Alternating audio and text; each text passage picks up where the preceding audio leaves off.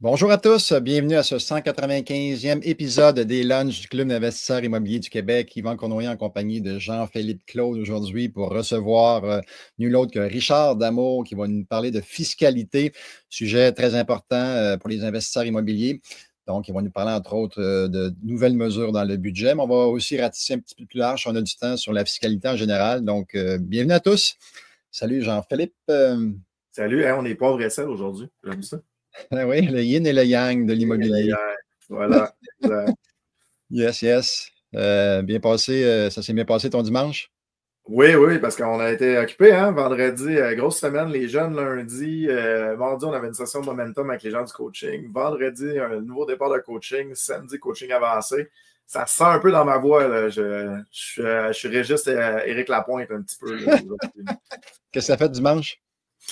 Dimanche, j'ai pris ça tranquille avec ma conjointe. Petite course, on se prépare toujours pour un demi-Ironman à Tremblant, mais tranquille. Voilà. Toi, de ton côté? Le gars, c'est tranquille, il se prépare pour des Ironman, yes sir. Nous autres aussi, c'était tranquille hier. Un dimanche, relax, parce que toi, tu as eu de ton bord plusieurs activités, mais de mon bord aussi, il y avait la partie de cash flow, il y avait le cours de flip. Donc, ça a roulé, ça a roulé. Donc, on est là, on est là. Donc, on vous invite, en fait, attendez, c'est pas ça. Je reprends mes feuilles. Donc, on introduit Richard Damour. Salut Richard. Salut à vous deux. Ça va? Ça va super bien, vous autres? Ouais, ouais. T'es au Mexique, là, jeune homme? On dirait qu'à chaque fois que tu décides de m'inviter à un lunch immobilier, je suis à l'extérieur du Québec, mais c'est la beauté de ce que la pandémie a amené. Hein, elle nous permet aujourd'hui d'être un peu partout et d'être ensemble. Yes. Ensemble à distance, c'est bon.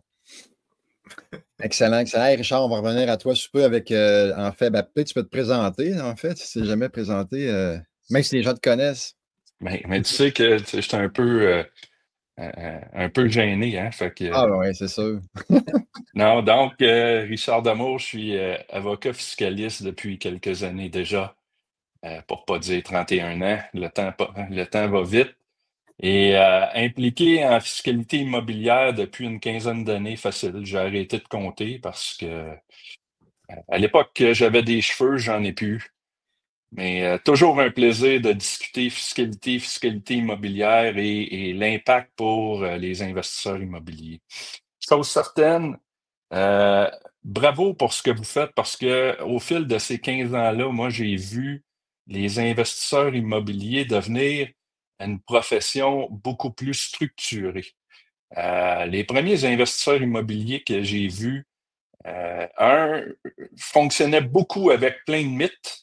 On s'est, on a travaillé à détruire ces mythes-là. Puis aujourd'hui, quand je parle avec des investisseurs immobiliers, c'est incroyable comment ils sont beaucoup plus structurés. Fait que bravo à ce que vous faites, Yvan et JP. Ben, merci, c'est en partie aussi grâce à toi. On a, Yes. on a discuté en entrée de jeu, ben, en coulisses avant, qu'il y avait quelques points par rapport au budget fédéral et je pense que tu vas nous commencer ça avec l'harmonisation de la taxe sur les assurances. Peux-tu nous en parler? Yes. Dans un premier temps, je vais me permettre de te corriger, Yvan, parce que c'est le budget du Québec.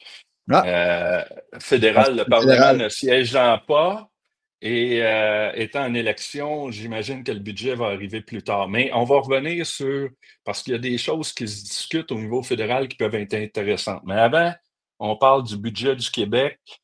Euh, Moi, habituellement, je suis un gars qui est excité à l'annonce des budgets. Celui du Québec, disons que beaucoup d'abolitions. Une majeure partie de ce que le budget amène, c'est beaucoup pour favoriser recherche et développement, innovation. Donc, ils sont venus retoucher beaucoup au crédit de R&D puis d'innovation puis ces choses-là. Mais pour des investisseurs immobiliers, pas grand bonne nouvelle. Au contraire, ça risque de coûter un peu plus cher, notamment, et tu le disais, au niveau de la taxe sur les assurances.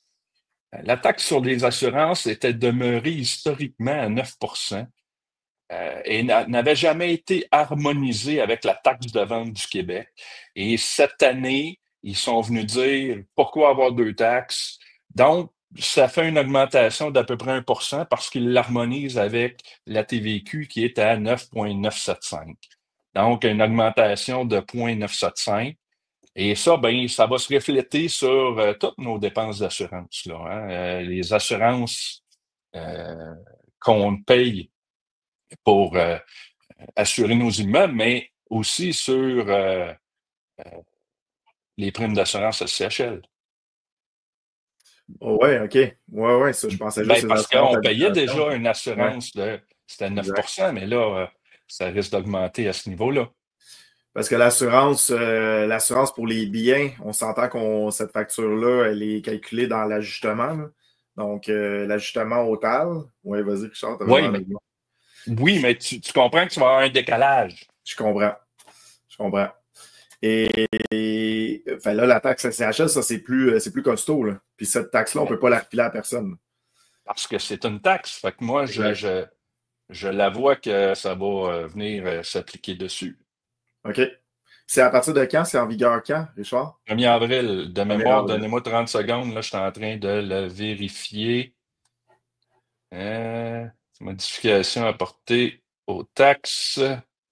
31 décembre, non. Attends une minute. Ainsi, la taxe sur les primes d'assurance s'appliquera aux primes d'assurance qui sont payées après le 31 décembre 2026. Fait qu'on a du temps. OK. T'es correct, JP. T'es pas rétroactif sur ta transaction. Ben, c'est parce que en fait, ce que je faisais comme calcul, je me disais, est-ce que j'avais je prends souvent des ententes de paiement pour les assurances au niveau du cash flow. Fait que là, je me disais, OK, je les paye tout de suite pour éviter ce pourcent-là de plus. Là, mais OK, c'est bon, on est correct. Ouf. Ouais, 31 décembre 2026. Fait qu'on finit l'année, on a une autre année, mais ils l'ont annoncé pour l'harmoniser. Mais 1% de plus, c'est ça. Ça va être des dépenses de plus. Fait que, grosso modo, il y avait ça pour les investisseurs immobiliers. L'autre chose que j'ai vue, puis je l'avais publié là, dans le groupe programme Coaching Mentorat, petite augmentation sur les coûts de documentation au registre foncier. Il monte de 1 à 1,50 $. Et pourquoi 1,50 $? Ce qu'ils disent, c'est finalement l'indexation qui aurait dû avoir lieu au fil des années.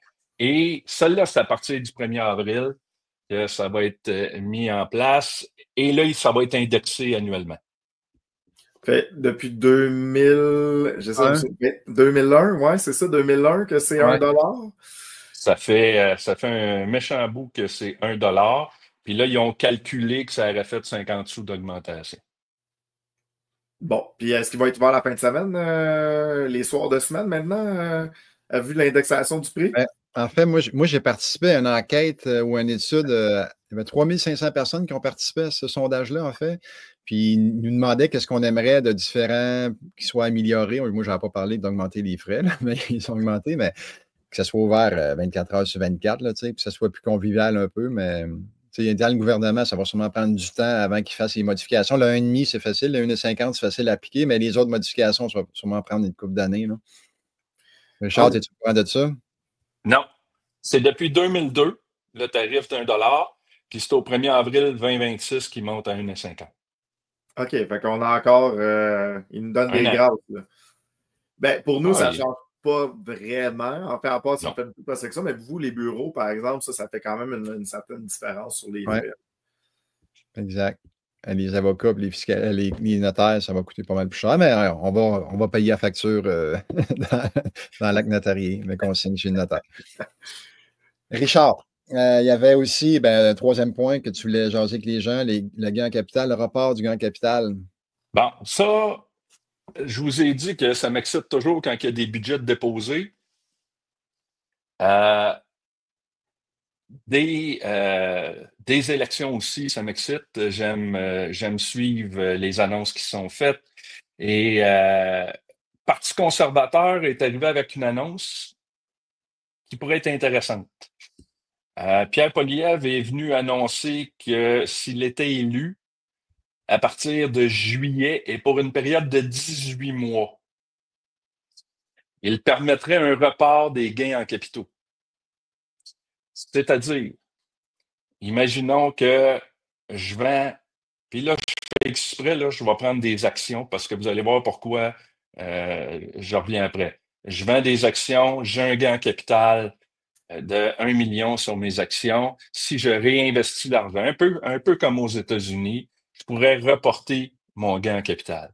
Pourquoi que je dis j'ai pris des actions? Parce que là, c'est pas clair. Au niveau immobilier, on comprend qu'au niveau immobilier, quand je vends un bien immobilier, il y a 2 revenus potentiels qui peuvent être générés. Premier revenu qui est le gain en capital, soit l'augmentation de valeur entre mon coût d'acquisition et mon prix de vente. Et on a annoncé un report de ce gain-là, du gain en capital. Cependant aussi, si j'ai pris de l'amortissement durant ma détention de l'immeuble et que je vends plus cher que ce que j'ai payé, je vais avoir ce qu'on appelle une récupération d'amortissement. Donc, un revenu de récupération sur l'amortissement que j'ai pris par le passé. Et là, dans le cadre d'un report, est-ce qu'il y aurait un report global de l'imposition ou seulement du gain en capital? Malheureusement, il est trop tôt pour en parler, mais une mesure qui pourrait être intéressante. Et ce que j'ai aimé dans la façon de Poilievre de l'annoncer, c'est qu'il est venu, parce qu'on sait qu'il est l'Ouest canadien, pétrole, il est venu dire que cette mesure-là agirait comme un carburant. Jeu de mots. Oui, j'ai trouvé ça cute. Richard, parlant de gain en capital, ça a bougé aussi beaucoup. On t'avait reçu aussi quand on avait augmenté le taux d'inclusion du gain en capital. Qu'est-ce qui se passe avec ça? La mise à jour de tout ça, là, ça a basculé d'un bord à l'autre. Ça a l'air d'être parti. C'est quoi qui se passe? 2024 a été une année assez particulière. Ouais. Effectivement, je t'ai venu parler qu'il y avait une augmentation du taux d'inclusion du gain en capital qui était à partir du 25 juin. Et stratégiquement, le gouvernement fédéral, ce qu'il est venu faire, c'est de séparer cette mesure-là de l'ensemble du budget. Donc, ils ont présenté le budget est passé aux communes, mais ils ont séparé la question de l'augmentation du taux d'inclusion, puis de l'augmentation de la déduction de gain en capital, parce que oui, on augmentait le taux d'inclusion à 2/3, mais on augmentait aussi à 1 250 000 la possibilité de ne pas payer d'impôts sur des actions admissibles d'entreprise. Ils ont sorti ça du budget. Et finalement, ça n'a jamais été déposé comme projet de loi aux communes. On sait ce qui est arrivé. Freeland a démissionné comme ministre des Finances. Et là, Trudeau a été dans l'eau chaude. Il a fini par dire, ben moi, je ferme le Parlement jusqu'au 24 mars. Il a annoncé qu'il démissionnerait. Donc, cette mesure-là n'a jamais été en force. Là, c'est, comment il s'appelle, le nouveau ministre des Finances, j'ai un blanc, mais... Carney? Non, pas de... Non, Non. des maritimes, là. Le blanc. Donc, lui, il est arrivé, puis là, devant l'incertitude, parce qu'il faut comprendre, quand on a une fin d'année qui est arrivée au 31 décembre pour tous les particuliers, et il y a des entreprises qui avaient eu des fins d'année, lui, il est venu dire, on reporte ça 1er janvier 2026. Pendant ce temps-là, Poilievre disait, on va aller en élection, puis moi, cette mesure-là, je vais la faire tomber. Donc là, on était dans tout ce brouhaha-là, et là, Poilievre a pris cet angle-là, et là, on a eu une course au leadership au niveau des libéraux. Et ce qui est drôle, c'est que Carney s'est positionné en disant, moi, cette mesure-là, je ne l'adopterai pas, elle va être abandonnée. Et Freeland, qui l'avait déposée, elle a aussi dit qu'elle abandonnerait cette mesure-là. Et dernièrement, je pense que c'est au courant du mois de mars, Carney est vraiment venu dire qu'il abandonnait cette mesure-là. Donc, bonne nouvelle, on retombe, on demeure avec un taux d'inclusion à 50%. Et surtout, moi, ce que j'aimais encore moins dans l'approche qui avait été faite, c'est qu'on traitait différemment une compagnie d'un individu. Exact. Et ça, pour moi, ça va contre tous les principes fiscaux que j'ai étudiés, qui vient dire que finalement, une compagnie souvent ne sert qu'à reporter l'impôt, puis qu'il y a un principe d'intégration qui dit que si je gagne mon argent dans une compagnie puis que je me sors dans mes poches, ou si je la gagne directement, je devrais avoir payé le même impôt. Déjà au Québec, ils sont venus faire une différenciation en augmentant le taux d'impôt sur les dividendes, ce qui fait en sorte qu'à cette heure, le revenu de bien d'une compagnie coûte plus cher. Mais là, on en avait un autre qui s'en venait. Mais, somme toute, je vous ai fait un gros historique juste pour vous dire que oublier l'année 2024, c'est comme si rien s'était passé. OK. Plus peur que de mal.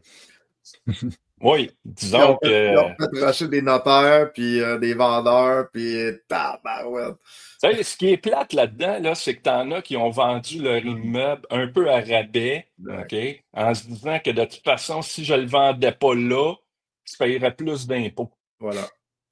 Et... Ben, ils ont généré du revenu, en tout cas, avec une fausse annonce. Ça, c'est clair. Moi, mon mois de juin, là, j'ai travaillé comme ça faisait longtemps que je n'avais pas travaillé. Là. Voilà. OK, excellent. On avait-tu un autre point, Richard, à traiter par rapport au budget? Alors, je pense que ça fait le tour des mesures qui valaient le coup de divulguer. Mais tu sais, de laisser à 50%, là, ils se rabattent beaucoup sur le fait. Bon, et puis là, on va parler un peu de politique, là. Trump nous aide là-dedans, OK?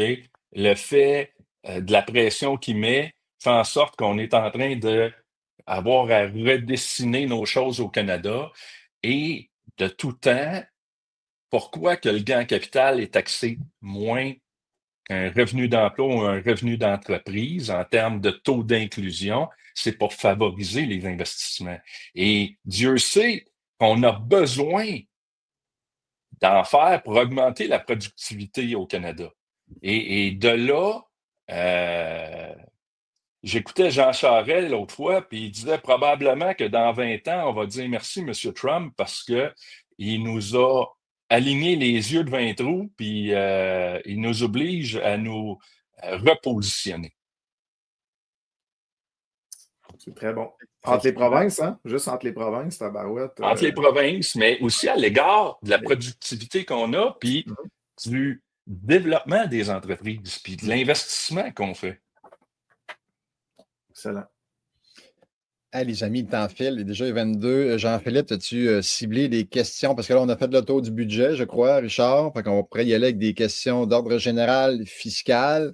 J'en ai vu 2-3 passer. Je ne sais pas si Jean-Philippe, il y en a qui t'ont interpellé. On va en prendre 2-3, puis après, on va aller aux petites annonces. Ouais, je m'excuse, je sais que je parle beaucoup. C'est parfait. On aime ça de même. Toujours aussi pertinent et agréable à écouter. Il y en avait une petite rapide de Mosen, là, lors de la vente d'une propriété locative au nom d'un couple, j'imagine. Là. Si c'est dans le couple n'a pas de revenu cette année, le gain sera calculé comme un revenu annuel. Donc, quand on est un particulier, OK? Le particulier, comment il est imposé? On a un impôt qu'on appelle progressif. Plus on gagne du revenu dans une année, et plus ce revenu-là va être imposé à un taux plus élevé. Donc, puis là, je le sais qu'il y en a qui quand on parle de gain en capital, puis qu'on parle de 50% ou de 66 et 2/3 quand ils parlaient de l'augmenter, il y en a qui pensent que c'est l'impôt payable. C'est pas l'impôt payable. C'est le taux d'inclusion. Donc, quel montant on va inclure dans nos revenus? En laissant 50%, ce que ça veut dire, c'est que si j'ai acheté un immeuble 1 million, que je le vends 2 millions, je vais avoir un gain en capital d'1 million, la différence entre les deux. Et le taux d'inclusion, malgré que mon revenu soit d'1 million, je ne vais m'imposer que sur 500 000. C'est ce que ça veut dire, le taux d'inclusion. Là, pour répondre à la question qu'on a, ce 500 000-là, si on est un couple, ben on va être à 250 000 chacun, va s'ajouter à mes revenus. Donc, si je gagne déjà beaucoup de revenus, ben ce 250 000-là par individu, probablement qu'il va être taxé à 50-53 %, hein, parce qu'on va être dans les taux élevés. Mais si je n'ai pas d'autres revenus, puis que c'est mon seul revenu de l'année, bien là, je vais aller chercher tous mes paliers. Et en bout de piste, ce 250 000-là va peut-être avoir un taux d'impôt de 42 % au global. Hein, parce qu'on va aller chercher tous les paliers.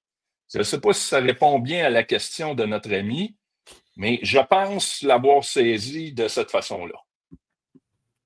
Yes. Donc, Serge, pour répondre à ta question, là, il faut aller voir la convention de société en commandite pour voir le commandité, quelle est sa proportion qu'il obtient. Parce que souvent, dans les sociétés en commandite, 99,9 % de la valeur est entre les mains du commanditaire et le commandité n'a qu'une infime portion de la valeur et agit comme la personne qui est l'exploitant, mais sans nécessairement avoir un droit sur la plus-value future.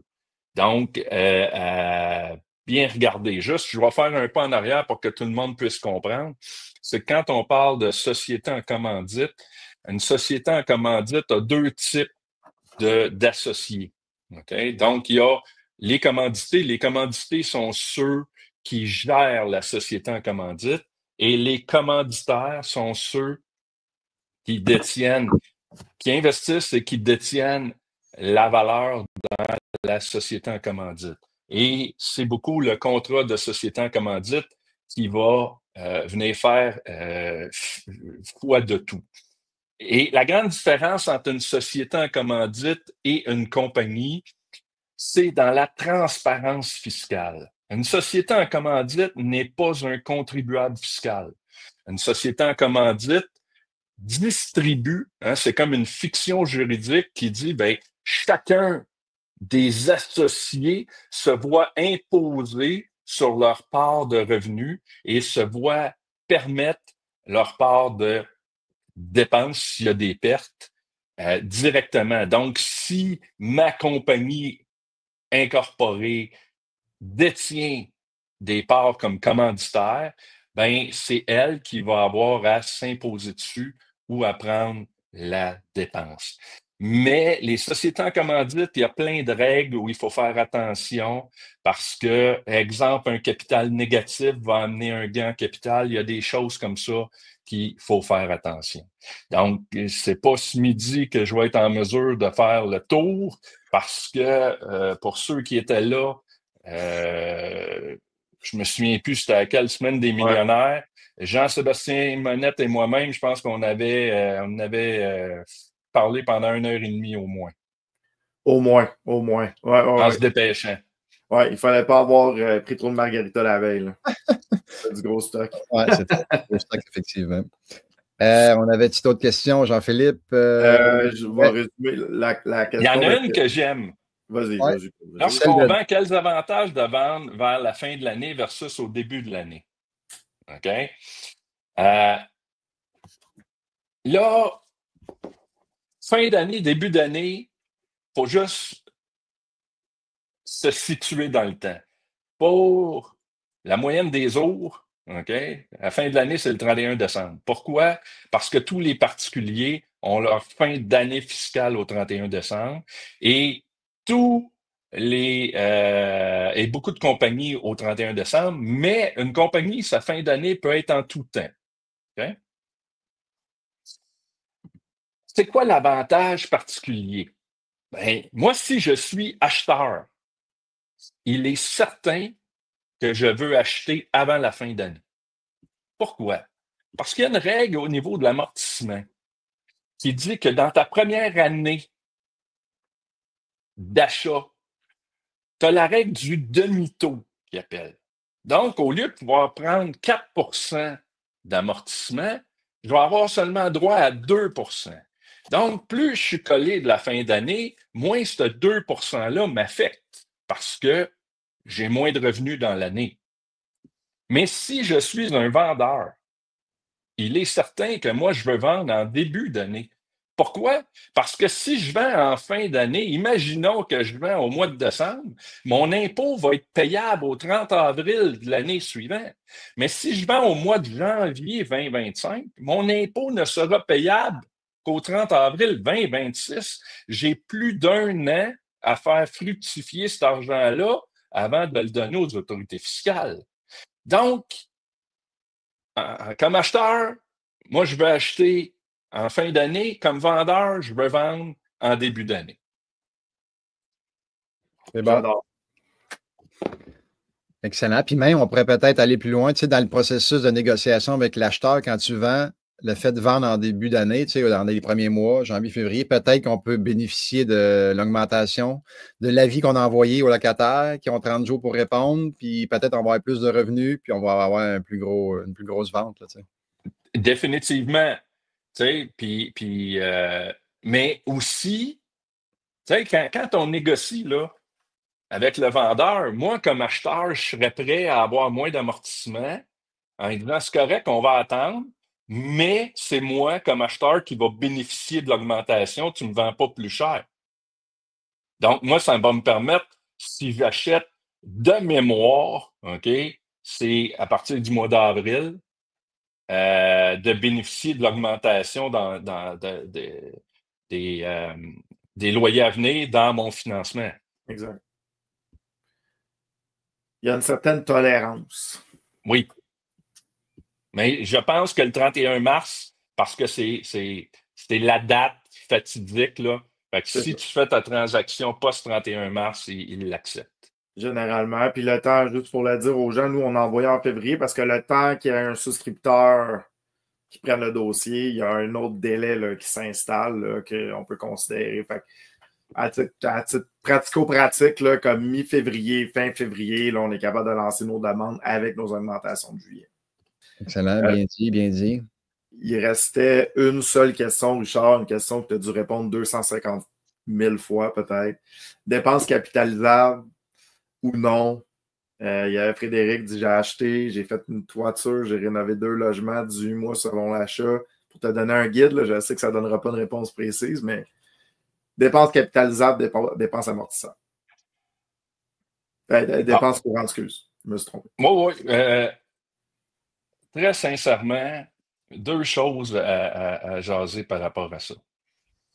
Les autorités fiscales vérifient les dépenses faites dans les 12 mois suivant l'achat. Et peu importe qu'on soit en train d'améliorer ou de restaurer, ils ont tendance à les capitaliser. Puis voici, c'est quoi le raisonnement derrière ça, puis ce qui n'est pas fou. Hein? Puis en même temps, ben, c'est peut-être à nous, investisseurs immobiliers, à faire attention. Tu sais, parce que oui, on aime ça quand on achète un immeuble, dire à notre inspecteur, beurre épais, parce que je vais négocier le prix de vente à la baisse, puis ça va être bon pour moi, etc., etc. Tout à fait. Le corollaire de ça, OK, c'est que si tu fais plein de travaux dans les 12 premiers mois et que ces travaux-là ont fait en sorte que j'ai payé moins cher mon immeuble, ben, les autorités fiscales vont dire c'est des dépenses à capitaliser parce que si l'immeuble avait été dans un bon état, tu l'aurais eu dans ton capital à l'achat. Ce qui n'est pas faux. OK? Le raisonnement est là. Donc, souvent, moi, ce que j'ai tendance à faire, c'est, oui, avoir des informations de mon rapport d'expert, mais peut-être l'avoir en projet, puis de discuter, puis d'amoindrir, pas qu'il soit trop beurré épais. Puis l'autre chose, c'est est-ce qu'on est en mesure d'étirer Donc, ta toiture, es-tu obligé de la faire tout de suite ou Mhm. tu peux patcher pendant 24 mois puis la faire dans 24 mois? Peut-être pas. Puis moi, là-dessus, je dis toujours, OK? Parce que oui, j'aime mieux une dépense courante parce que 100% de la dépense va être déductible plutôt qu'une dépense capitalisable où 50% ultimement va être déductible parce que le gain va être inclus à 50%. Mais, chose sûre, j'aime mieux faire un profit à l'achat, quitte à capitaliser mes dépenses, OK, que de ne pas faire ce profit-là à l'achat. Parce que je dis tout le temps, moi, la journée, si ça arrive un jour que je paye 1 million d'impôts d'un coup, je vais être très content. Ça veut dire que je vais avoir fait beaucoup d'argent. Parfait, ça. Non, Donc, ça fait le tour, Yvan. Il n'y avait pas d'autre donc chose. mot d'ordre là-dedans, étirer le plus possible les travaux du début, si on n'est pas obligé de les faire dans les 12 premiers mois, pour Oui, avoir plus de chances que ça soit courante que capitalisable. définitivement. Puis là, dépenses courantes, on s'entend. OK? Il ne faut pas que je sois en train d'améliorer. Parce que là, il y en a qui vont dire, ah, ben là, Richard, lui, a dit, ah, ça attend 18 mois. Puis là, ils changent le comptoir de stratifier, puis ils mettent ça en marbre. Ça ne marche pas. On vient d'améliorer l'immeuble. OK? Donc, réparer, c'est remettre dans le même état. Ma toiture, si je passe d'une toiture normale à une toiture verte, je ne pourrais pas la passer à dépense. Okay? Parce que je suis en train d'améliorer. Fait que ça, il faut faire attention à ça. Excellent. Merci, merci. Donc, ça conclut le lunch pour l'instant, pour aujourd'hui. Mais en fait, j'aimerais ça remercier Mehdi à la régie qui fait une super bonne job comme toujours. Ensuite, Sandra Leduc-Thibault aux opérations qui fait en sorte que tout ça peut avoir lieu. Et Eric au marketing aussi, qui fait en sorte qu'on ait quand même toujours une bonne quantité de personnes qui est là, qui nous suivent. Merci à vous trois. Merci Richard. Ben, Richard, un petit mot de la fin, en fait, avant Jean-Philippe.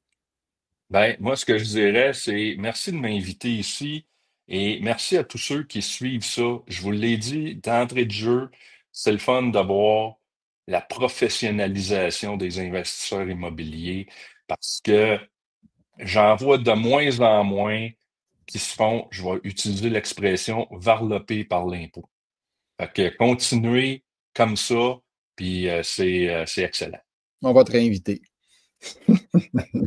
Richard, qui est un habitué, je pense que ça doit faire 10 fois qu'il vient au lunch. Ouais. Merci, Richard, d'avoir été là. Toujours un plaisir de t'avoir avec nous. Donc, reste quand même en ligne. Jean-Philippe? Oui, ben en fait, je clôturerai avec les conseils d'un professionnel. Je dis souvent dans les lunchs, j'ai dû le dire au moins 10 fois, la plus grosse facture que vous allez payer à la fin de l'année, c'est votre facture d'impôt. Donc, une stratégie fiscale, optimisation. Oui, c'est des coûts, c'est des honoraires, mais c'est le montant sauvé, la structure et les mots de tête futurs. Là, hein, si on reçoit un audit ou quelque chose, là, d'avoir fait affaire avec un professionnel. Fait que, merci Richard. Puis, message général, hein, comme toujours, favoriser, en fait, tous les investisseurs immobiliers, effectivement, comme tu as dit, c'est magnifique. Tout le monde continue à se former. Donc, continuez à vous former et continuez d'être là. On est vraiment content que vous soyez là en live avec nous. Puis, merci Yvan, merci Richard, évidemment. Toujours un plaisir d'être avec vous. Excellent. Hey, merci les boys. Merci à tout le monde d'avoir été là. Nous, on se revoit la semaine prochaine, donc le 14 avril, avec notre ami Ray Vincent. En fait, il va nous parler des croyances limitantes qui freinent votre croissance en immobilier. Donc, toujours un plaisir de recevoir notre ami Ray. C'est un rendez-vous. On vous souhaite une belle semaine. Go, go, go à tous. Donc, go, go, go à Semaine des millionnaires ici. Je ne sais pas si vous avez votre bracelet. Jean-Philippe, tu l'as-tu? Moi, je l'ai toujours avec moi. Donc, Oui, go, go, go à tous. Puis, on se revoit la semaine prochaine. À bientôt. Bye.